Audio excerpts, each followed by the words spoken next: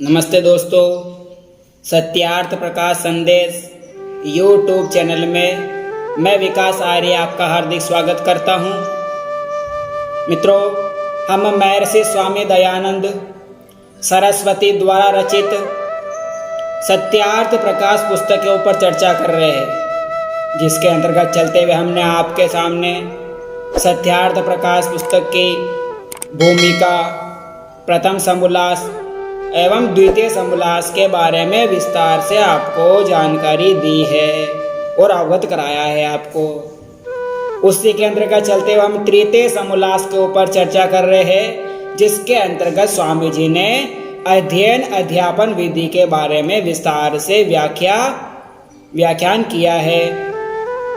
अर्थात उसके ऊपर हम तृतीय समोल्लास में बालक और बालिकाओं का माता पिता आचार्य किस प्रकार अध्ययन अध्यापन करवावे, उसके ऊपर हम चर्चा कर रहे हैं। उनका जीवन किस प्रकार अध्ययन अध्यापन के अंदर बीतना चाहिए, उसके ऊपर हम चर्चा कर रहे हैं। तो चलिए उस परम पिता परमात्मा का ध्यान लगाते हुए सर्वप्रथम हम 3 दफा ओम का उच्चारण करेंगे और फिर हम अगला जो प्रकरण है उसका प्रारंभ करते हैं। चलिए आंख बंद कर लेंगे और लंबा गहरा श्वास लेते हुए उस परम पिता परमात्मा का ध्यान लगाते हुए 3 दफा ओम का उच्चारण करेंगे। ओम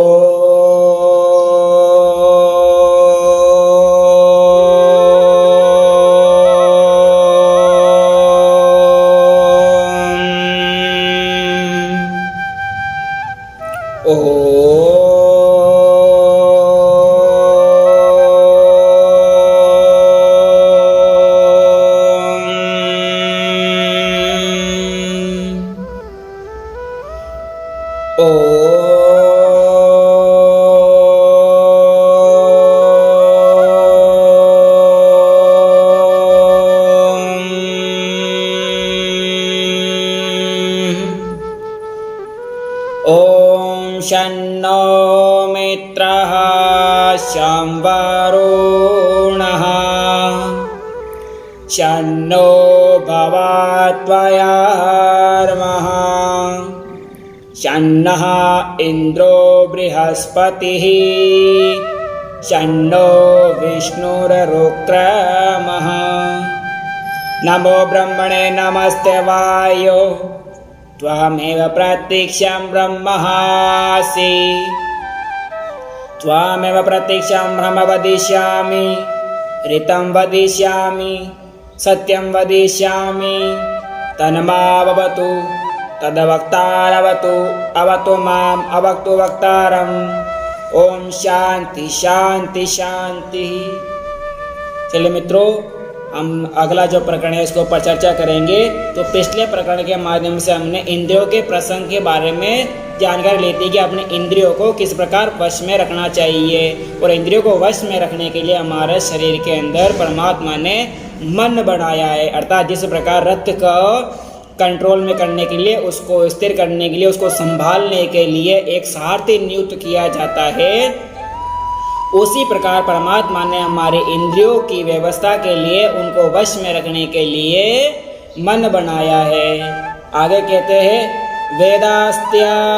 वेदास्त्यागश्च यज्ञश्च नियमास्य तपांसि च न विप्रदुष्टभावस्य सिद्धिं गच्छन्ति कर्हिचित्।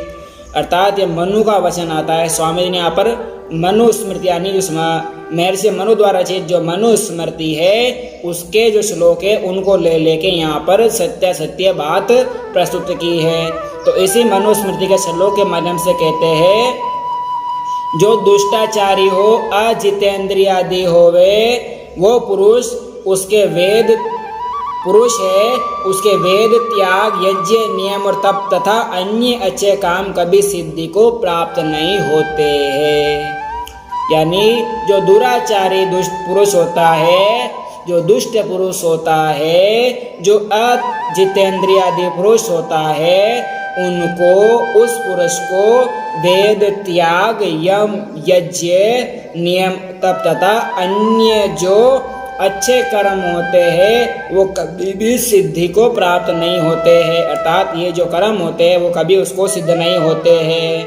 क्योंकि ये दुष्टाचारी होता है, अति अजितेंद्रिय आदि होता है, यानी अपने इंद्रियों को वश में नहीं करता है, अपनी इंद्रिया ही कंट्रोल में नहीं रहती है, अपनी इंद्रिया उसके वश में नहीं है, तो फिर ये जो नियम है उसके ऊपर कभी सिद्ध नहीं होने वाले हैं। अर्थात इन नियमों को सिद्ध करने के लिए उसको जितेंद्रिय आदि बनना पड़ेगा, अर्थात अपने इंद्रियों पर विजय प्राप्त करनी होगी। अजितेंद्रिय यानी जिसने इंद्रियों पर विजय प्राप्त नहीं की हो, और जितेंद्रिय जिसने अपने इंद्रियों पर विजय प्राप्त कर ली हो। अपने इंद्रियों पर विजय प्राप्त करने के लिए अपने मन को वश में करना होता है। अगर हमारा मन वश में है तो हमारी इंद्रिया हमारे वश में अवश्य हो जाएगी, और इंद्रिया वश में है तो हमारा जीव आत्मा है वो हमारे वश में रहेगा। उसी प्रकार सिद्धि को प्राप्त नहीं होता, अर्थात जो ये कर्म नहीं होते हैं, दुष्टाचारी होता है, उसको ये सिद्धि प्राप्त नहीं होती। वो यज्ञ कर्म करता है तो भी उसको कोई सिद्धि प्राप्त नहीं होती, वो यम नियम प्राणायाम करते हैं तो भी कोई भी सिद्धि प्राप्त नहीं होती है। इसीलिए दुष्टाचारी व्यक्तियों को अपनी इंद्रियों को वश में करने का प्रयत्न करना चाहिए, अर्थात जो अजितेंद्रिय आदि होते हैं उनको अपने इंद्रियों को वश में करने का प्रयास करना चाहिए, अर्थात अपनी इंद्रियों को वश में करने के लिए परमात्मा का ध्यान करना चाहिए, योगाभ्यास करना चाहिए, नियमों का पालन करना चाहिए। अगर हमारा मन कंट्रोल में नहीं है तो हमारा शरीर वश में नहीं रह सकता है। हम बैठे यहाँ पे है, बात यहाँ पर कर रहे हैं, मन में और कुछ चल रहा हो, हम बात कर रहे हैं खाने पीने की और मन में चल रहे हो दुकान पे घूमने की, अर्थात यहाँ पे प्लान बना रहे कि क्या खाना चाहिए क्या नहीं खाना चाहिए, और मन में उसका प्लान बनाया नहीं, उससे पहले हमारा मन सीधी हलवाई की दुकान पर पहुँच गया। तो ऐसा मन हमारा वश में न होने पर हमारी इंद्रिया वश में नहीं रहती है, तो हमारे मन को वश में रखना चाहिए।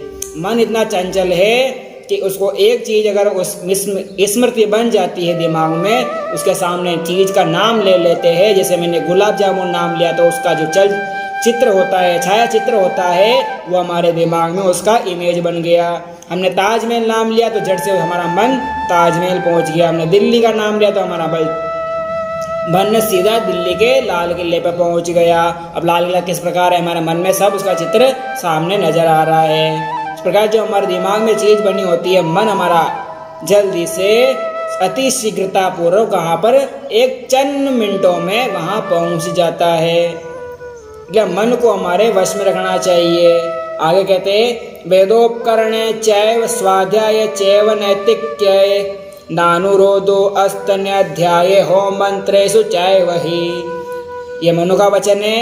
और एक और मनु का वचन कहते हैं नैतिक्ये नास्तन्याध्यायो ब्राह्मण सत्रमहि तस्य स्मृतम ब्रह्माहुति हुतम पुण्यम अध्याय वष्टकृतम।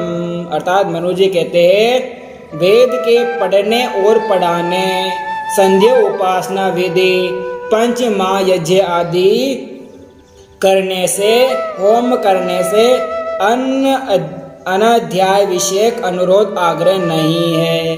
अर्थात ये यज्ञ कर्म करते हैं, वेद के पढ़ने पढ़ाने, संध्या उपासना आदि पंच महायज्ञों के करने और होम मंत्रों में अन अध्याय विषयक अनुरोध ग्राहक नहीं है। अर्थात ये विषय अन ग्राहक यानी इनको ग्रहण नहीं किया है तो वो अनुरोध में नहीं है, क्योंकि नित्य क्रम में अन अध्याय नहीं होता है। अर्थात हम नित्य कर्म करते हैं उनमें अध्याय अवश्य होता है, अन अध्याय नहीं होता है।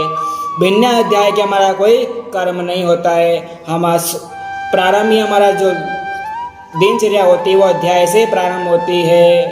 आगे कहते हैं जैसे श्वास प्रश्वास सदा लिए जाते हैं, बंद नहीं किए जाते, वैसे नित्य कर्म प्रतिदिन करने चाहिए। अर्थात हमारे जो प्राण वायु है, हमारी श्वास है, वो श्वास पे श्वास गति दर वो निरंतरता बनाए हुए चलती रहती है। अर्थात वो स्थिर नहीं रहती, रुकती भी नहीं है। वो ने जो सांस पर श्वास है वो निरंतरता गति है, वो हमारे से जुड़ी हुई और कंटिन्यूता चलती रहती है, बंद नहीं किए जाते। वैसे नित्य प्रतिदिन कर्म करने चाहिए, न किसी दिन छोड़ना चाहिए, क्योंकि अन्य अध्याय में भी अग्निहोत्र आदि उत्तम कर्म किया हुआ पुण्य होता है। अर्थात जो नित्य कर्म होते हैं ये अन्य अध्याय नहीं होना चाहिए। हमारा जो अध्याय जुड़ा हुआ है वो नित्य प्रतिदिन रहना चाहिए। इस प्रकार बताया है कि हमारी सांस पर श्वास चलती है नित्य प्रतिदिन, चंद सेकंडों के लिए भी वो नहीं रुकती है। अगर उनको प्राण वायु को रोकने का प्रयास करते हैं तो उनको घुटन भी होने लगती है। और योग क्रिया द्वारा योग के अंदर तो प्राणों को रोकने का भी नियम है। जितना हम प्राण रोकते हैं हमारी आयु उतनी ही वृद्धि करती है, उतनी हमारी आयु बढ़ती है। तो जो नियम होते हैं नित्य प्रतिदिन हमको यज्ञ उत्तम कर्म आदि नित्य प्रतिदिन अवश्य करने चाहिए। ये कभी भी अनध्याय नहीं होना चाहिए, अर्थात ये कर्म नित्य प्रतिदिन करने चाहिए, नहीं छोड़ने चाहिए। पंचमहायज्ञ जो है वो तो नित्य प्रतिदिन करना चाहिए। अग्निहोत्र है वो भी नित्य प्रतिदिन करना चाहिए। अगर अग्निहोत्र नित्य प्रतिदिन ना कर सको तो आप साप्ताहिक और पाक्षिक भी कर सकते हैं। न किस दिन छोड़ना चाहिए, क्योंकि अन्य अध्याय में अग्निहोत्र आदि उत्तम कर्म किए हुए वो भी पुण्य का फल देते हैं। अन्य अध्याय के अंदर भी अगर ये कर्म नहीं कर रहे हैं, पंचमहायज्ञ अगर अग्निहोत्र भी करते हैं तो हमको पुण्य का फल मिलता है। जैसे झूठ बोलने में सदा पाप और सत्य बोलने में सदा पुण्य होता है, वैसे ही बुरे कर्म करने में सदा अनध्याय अच्छे कर्म करने में स्वाध्याय होता है।